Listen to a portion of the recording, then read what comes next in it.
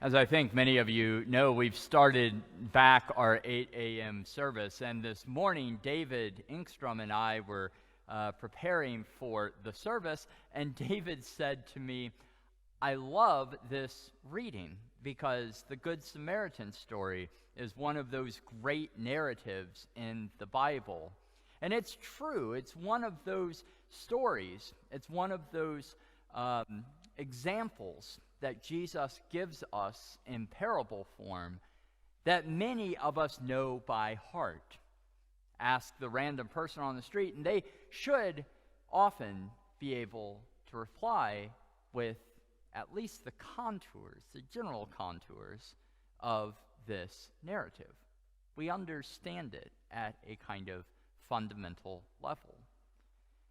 But in our familiarity, I think we can sometimes lose sight of the larger truths in this story and in this parable that Jesus is telling. And I want to step back a moment from that familiarity today and spend a little bit of time thinking about some of the more complex parts of this particular encounter. We hear in the parable that there are, in fact, 3 different travelers that encounter the wounded man on the side of the road, the priest and the Levite coming first. And I bring that up because I don't think we often reflect on the story of the priest and the Levite, who they were, where they were coming from, how they might have been transformed by their lack of action in this moment. And those are speculative questions at best. The story, the parable, doesn't fill those details out. Jesus focuses on the good of the Samaritan. And truth be told, that was appropriate for Jesus' context, because part of what he's doing here is he's inverting the categories and the assumptions that would be made by this lawyer who is asking him questions. Of course, the Levite and the priest would presumably be seen as holier, would presumably be seen as the more morally upstanding and righteous of those 3 people. In fact, this road was notorious for banditry. But not just banditry, it was often assumed that the bandits were, in fact, Samaritans themselves. And while the Samaritan in this story is not identified as a bandit, that in first century Jewish culture might have been an assumption drawn by the hearers of this parable. So it in fact is, in a sense, a bandit attacking this helpless man, and then in turn being saved by another bandit on the same road. But I want to come back. I want to come back to the priest and the Levite, because we often think about this narrative. We often think about this parable in terms of future action. Who are we going to serve as our neighbor in the future? How is it that we can be the Good Samaritan to someone else at a time somewhere on the horizon? And I think an untold, often unreflected upon question that is raised out of this parable too is, what do we do when we haven't done what we should have done in the past? How do we account for the ways that we have fallen short before? And that's an important question too, because it is a good thing to think sort of hypothetically into the future about what we would want to do in an ideal circumstance. But how many of us, in thinking about the actions of the Good Samaritan, can reflect back on times in our lives where we've had that opportunity and didn't take it, where we fell short. And that's not just an individual question, but there are structural, societal questions that relate to that same fundamental issue. And how is it, then, when we recognize the ways that we've fallen short in the past, that we commit to doing better in the future? And how is it that we account for the ways that we have fallen short in the past? This was all brought to mind for me on Friday as I was driving around the region running some errands, and on NPR they were replaying a radio documentary series that came out last year called Arc of Justice. And it over the course of about 4 or 5 hour-long episodes, talks about the complexities of race relations in the United States in particular. But the first episode, called Not That Long Ago, focuses on the ways in which structural inequalities continue to persist and exist today. They lead the episode off with a jaw-dropping statistic. In Boston today, the city of Boston, the median household income for white families is about the median net worth of white families in the city of Boston is about $247,000. So about $250,000 in net assets. The household, the median household worth of African American families, black families in the city of Boston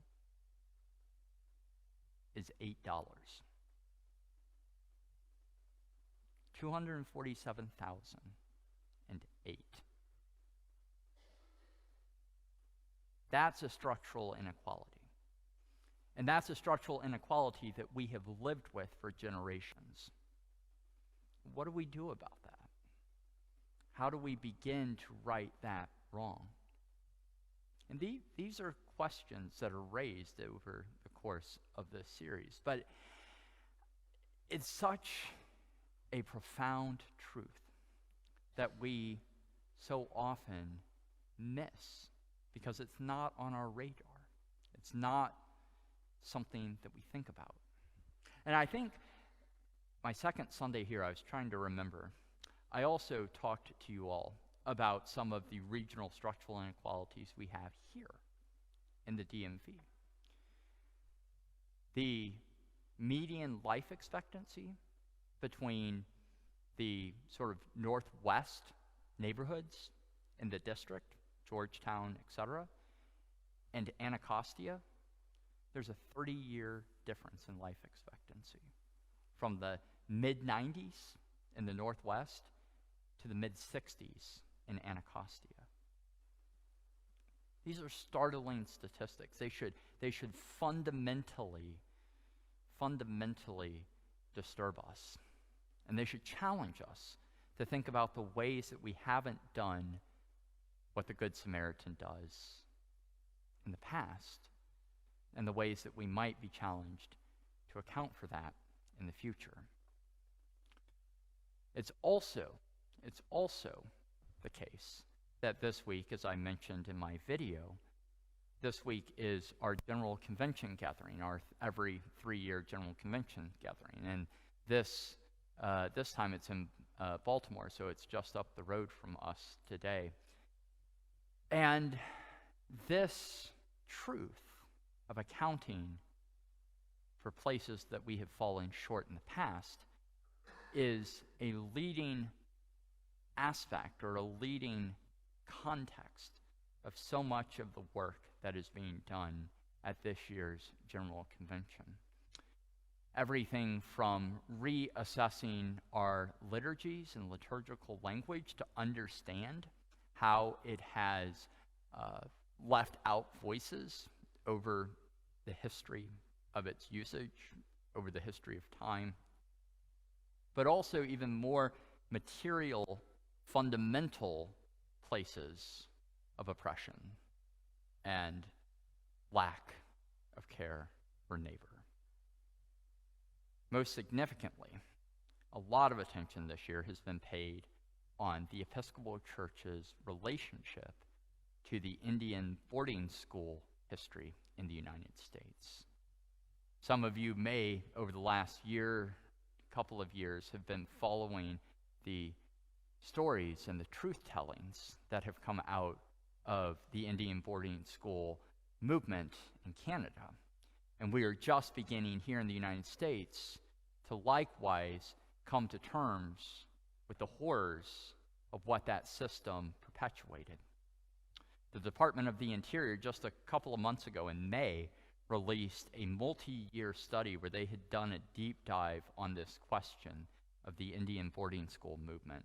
No one had ever asked these questions before, so they finally put all of this on paper.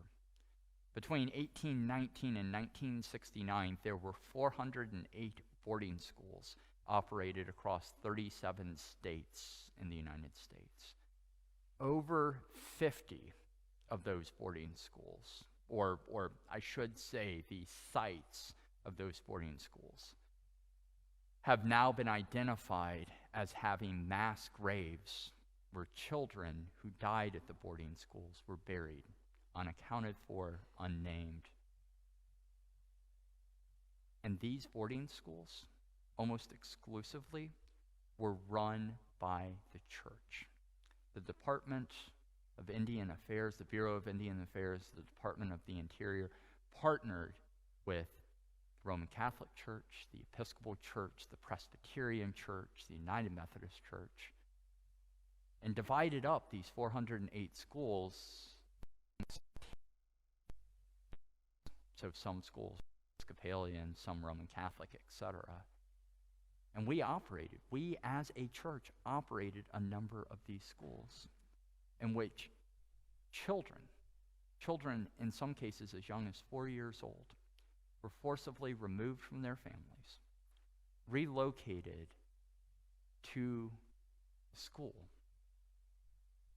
and in some cases died, were buried, and their families never knew what happened to them. What do we do with that? What do we do with the fact that even we as a church, let alone society, but we as a church, have participated in such great evil? How do we account for that? How do we return to the wounded, to the broken? And how do we account for the fact that we left them there? Or maybe we, in fact, were the ones who caused the woundedness. We were the bandit. How do we account for the wrongs that we have committed? And at this point today, I simply think that we have to name that and sit with it, but begin asking those hard questions. There aren't easy answers, there aren't easy solutions, there aren't easy resolutions to how we account.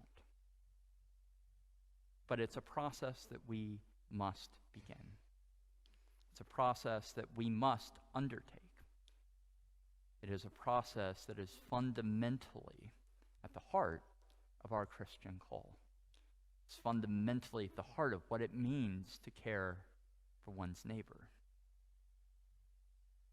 To return to the place of brokenness, to acknowledge, as we hear in our Rite One liturgy, which I think is so beautiful, acknowledge and bewail our manifold sins and wickedness, which we as the church have manifold sins and wickednesses that we have perpetuated in our history.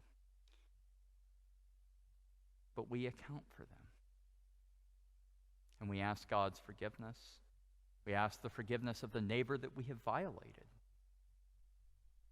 And we prayerfully look towards the horizon. We prayerfully consider the ministry and the truth of the Good Samaritan. And we beg God to give us the strength to do better in the future.